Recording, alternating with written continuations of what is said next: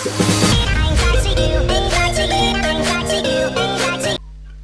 Guys, welcome back again on my YouTube channel. And आज की video में हम एक ऐसे स्पेसिफिक टॉपिक के ऊपर बात करने वाले हैं जो कि कई सारे शॉपिफाई वेंडर की रिक्वायरमेंट होती है। सो बेसिकली सबसे पहले ये देखते हैं कि हम आज किस टॉपिक के ऊपर बात करने वाले हैं। कोई भी शॉपिफाई स्टोर पे जब अपने अकाउंट को लॉगिन करते हो, रजिस्टर करते हो, तो बाय डिफॉल्ट क्या करता है, आपको वो अकाउंट वाले पेज पे भेजता है। सो मैं सबसे पहले आपको करके दिखाता हूँ। तो मैंने यहाँ पर अपना ईमेल डाला एंड मैं यहाँ पर अपना पासवर्ड डाल देता हूँ।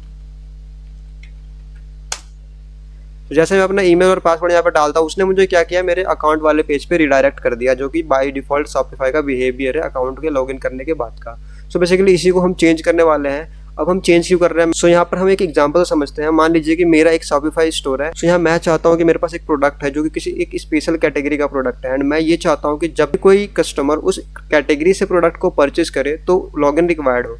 सो सिंपल सी बात है, अगर उस कलेक्शन से कोई परचेज करेगा तो लॉगिन रिक्वायर्ड होगा। एंड इस शॉपिफाई के डिफॉल्ट बिहेवियर में होता क्या है कि जैसे ही कस्टमर लॉगिन करता है वो अकाउंट वाले पेज पे रिडायरेक्ट हो जाता है, जैसा कि अभी मैंने आपको दिखाया। बट ये ज़्यादा बेटर होगा कि उस यूजर को आप उसी पेज पे रिडायरेक्ट करवाए या उसी कलेक्शन पे रिडायरेक्ट करवाए जिसके लिए उसने लॉगिन किया है। तो इससे क्या होता है कि इंटरेक्शन बढ़ता है एंड कस्टमर को ज़्यादा मेहनत नहीं करनी पड़ती।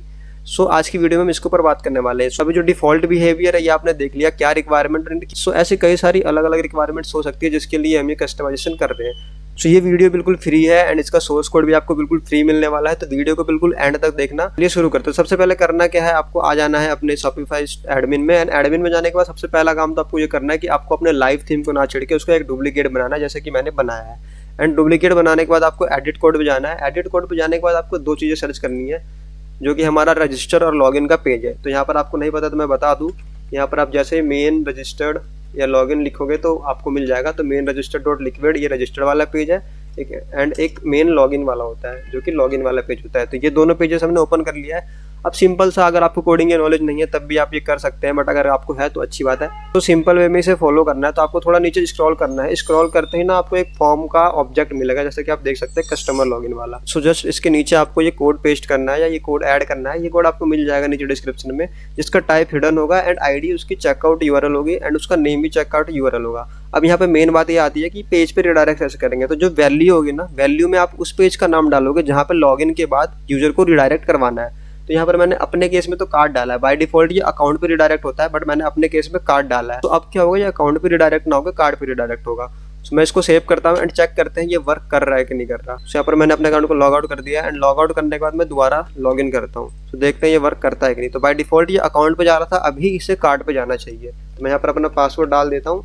तो अभी आप देख सकते हैं कि इसने हमें कार्ड पे रिडायरेक्ट किया, ना कि अकाउंट पे। तो इस तरह से जो डिफॉल्ट बिहेवियर है शॉपिफाई का, आप उसे चेंज कर सकते हैं। सेम तरीके से आप रजिस्टर वाले फाइल में भी चेंजेस कर सकते हैं। अगर आप चाहते हैं कि यूजर रजिस्टर करने के बाद भी किसी स्पेसिफिक पेज या कलेक्शन पे जाए तो आप रजिस्टर में भी कर सकते हैं। रजिस्टर वाले पेज को अगर आप ओपन करते हैं तो यहाँ पर भी आपको फॉर्म के नाम से एक ऑब्जेक्ट मिल जाएगा, जस्ट जिसके नीचे आपको सिंपल यही कोड पेस्ट कर देना है। एंड अगर आप ये चाहते हो कि लॉगिन करें तो किसी और पेज पे, रजिस्टर करें तो किसी और पेज पे, तो आप उसके अकॉर्डिंग यहाँ पे अलग अलग पेजेस का पाथ पास कर सकते हो। तो इस तरह से वर्क करता है। सो ये वीडियो बिल्कुल फ्री है एंड अगर आपकी भी कोई रिक्वायरमेंट है शॉपिफाई से रिलेटेड तो आप हमें कॉन्टैक्ट कर सकते हैं। आप हमें नीचे कमेंट कर सकते हैं, अदरवाइज आप हमें कॉन्टैक्ट भी कर सकते हैं। सो ये थी आज की वीडियो बिल्कुल फ्री थी एंड इसका सोर्स कोड आपको मिल जाएगा। तो वीडियो अगर अच्छी लगी हो तो वीडियो को लाइक जरूर करें और चैनल पर नए हो तो चैनल को सब्सक्राइब जरूर करना। सो मिलते हैं इसी तरह की नेक्स्ट वीडियो में, जब तक के लिए बाय।